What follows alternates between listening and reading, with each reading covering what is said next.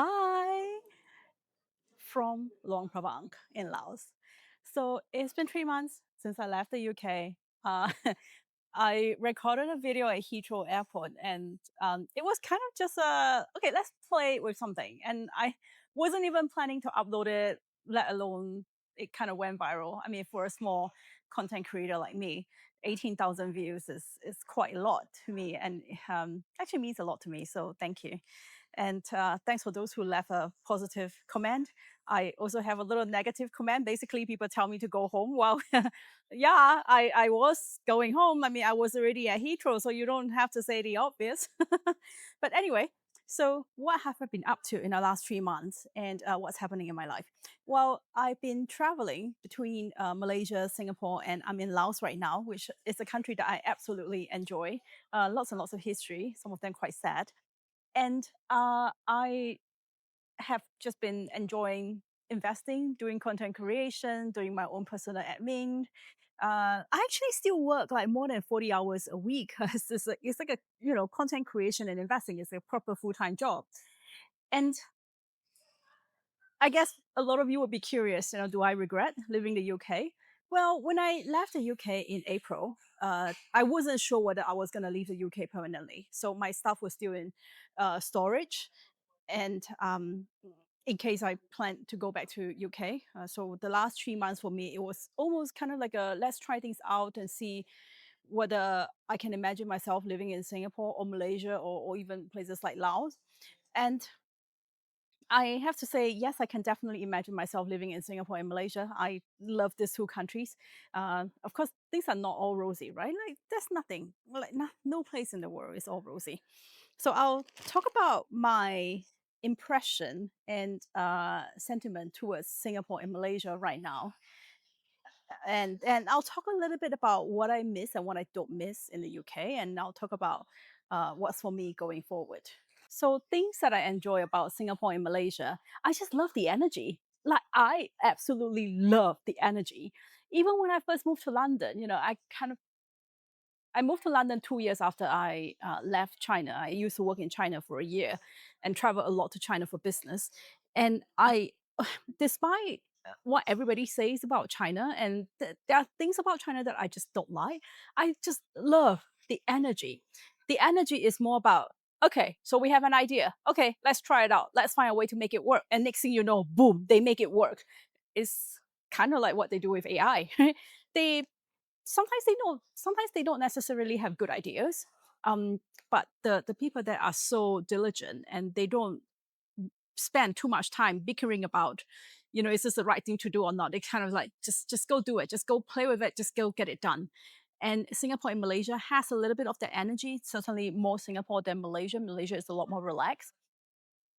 And what I didn't expect about Singapore and Malaysia this time around when I was there, I mean, I've always traveled back to Singapore and Malaysia for holiday at least once a year anyway. What struck me was how well these two economies are doing. Singapore, of course, is doing very well, but Malaysia is doing very well as well. I you can sort of tell whether people have money just by walking around the street. Like you look at how expensive things are, you look at luxury shops, you look at, when people go out to eat, like you go to a high-end restaurant, are they locals or are they tourists? And in Malaysia, the high-end restaurants are like there are a lot of locals in the high-end restaurants. In fact, there are not that many tourists. And so it tells me that, Malaysians are earning good money right now. And what I what I was also quite surprised with is the number of white tourists and immigrants in places like Malaysia. I know Malaysia has been quite popular with immigrants from Europe and, to a certain extent, Australia, UK, and the US. I just didn't expect Malaysia to be so popular. When you tell me 10 years ago that Aussies and Europeans would like to move to Malaysia, I'm like, you kidding me? But we do see a lot of them now, which I think has its good and bad side. And I think, uh, yeah, let's talk about immigration in another video. That's going to be a long one. And when I mean immigration from both sides, right? Like, for example, Asians like me moving to a country like UK, and also like typical white Aussie or British move to a place like Malaysia or even Bali, it has its own positive and negative impact, which I think deserve another video. What hasn't changed with Singapore and Malaysia, and this is the charming part, people are still super friendly. Like I find it so much easier to establish and re-establish relationship in Singapore and Malaysia. Like, if somebody know that you're kind of new in town or you're a new returnee, they will introduce you to friends. They will introduce you to friends of friends. They say, oh, I think you might get along with this person, and then they will just set out a coffee date, and then the two of you just go out. I mean, coffee date as in with a female, and then I'm heterosexual, but like you know what I mean. Like I was like, yeah, I think you might get along with like Shalini. So like, okay, let's the two of you go do a coffee date, and I like that. So I'm quite happy to say that even though I've only been back here back here as in this part of the world for 3 months, I am starting to build a social network, which I really enjoy, and it helped me ease back into Southeast Asia. And well, so yes, I think I'm certainly enjoying my life here. And yes, and we have air conditioning. Just saying. What has UK changed in the last 3 months? Well, we got a new prime minister. I mean,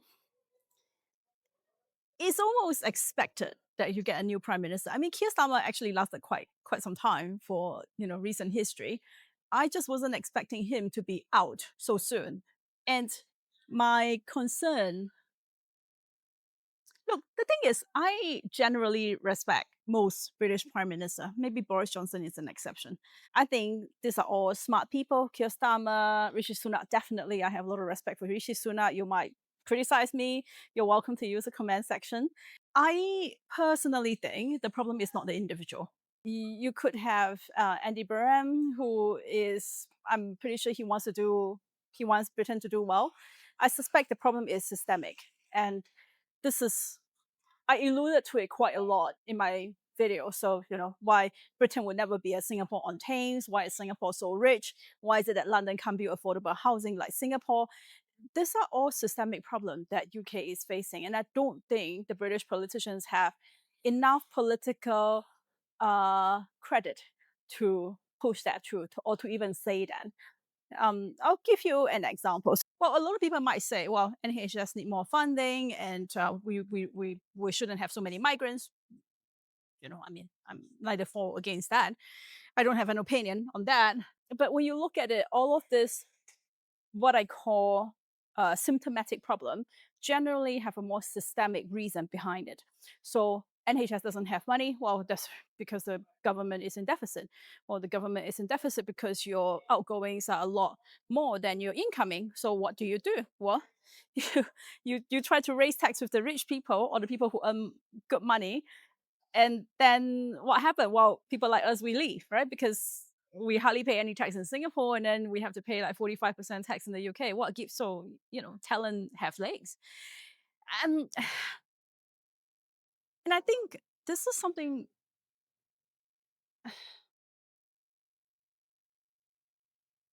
to push the idea through is actually really dangerous, because to push the idea through might also imply that UK needs a a stronger leader, like somebody who rule with an iron fist, a little bit like a Lee Kuan Yew, right?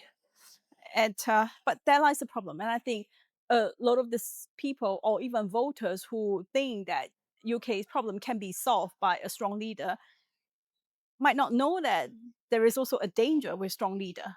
Right? Singapore was extremely lucky with Lee Kuan Yew. Everybody loves to quote Lee Kuan Yew. Everybody, when they talk about Singapore, they talk about Lee Kuan Yew. We are very lucky with Lee Kuan Yew. He is a true benevolent dictator. I probably shouldn't call him dictator. I don't know, but he has done a lot of good for the country.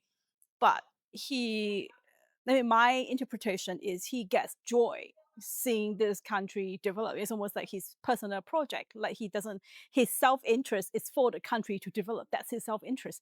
I'm not sure if any of the British politicians have that philosophy or inclination. And I'm not saying there are no people like that in the UK. I suspect the system itself doesn't allow people like that to thrive under the British political system, which is really sad.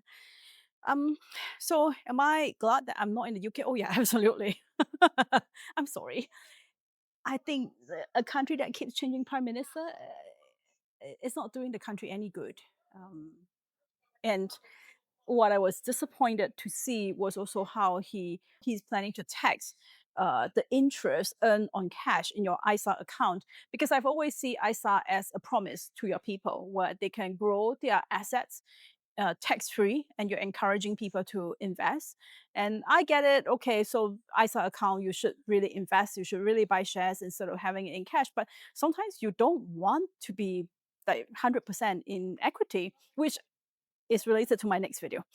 And so to start taxing interest earned on cash parked in ISA account, I think that's, you're seriously breaking a promise, which I think it feels like a promise has been broken. It feels like a promise is being broken.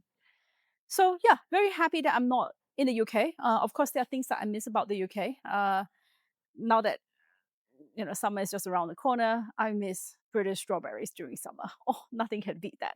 I miss my friends. I miss the social circle in London. Um, and sometimes I miss the history and the quirkiness, just walking around the city. And you see so many things that stretches back a few hundred years and actually has a lot of historical importance. And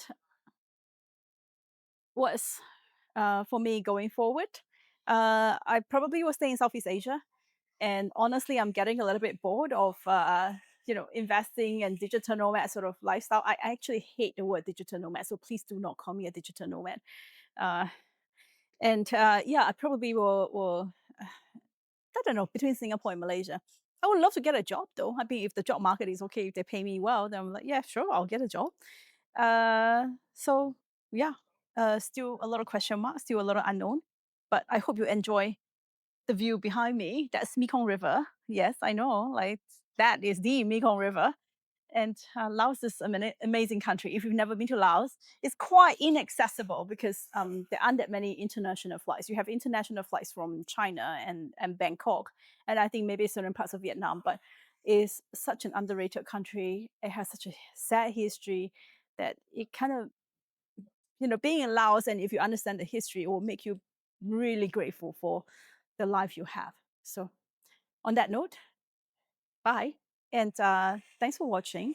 If you would like to follow my journey and if you would like to learn more about financial independence, personal finance, geopolitics, Singapore, differences between Singapore and the UK, subscribe, share, and I'll see you next time. Bye. Oh, one thing I didn't mention in my previous video.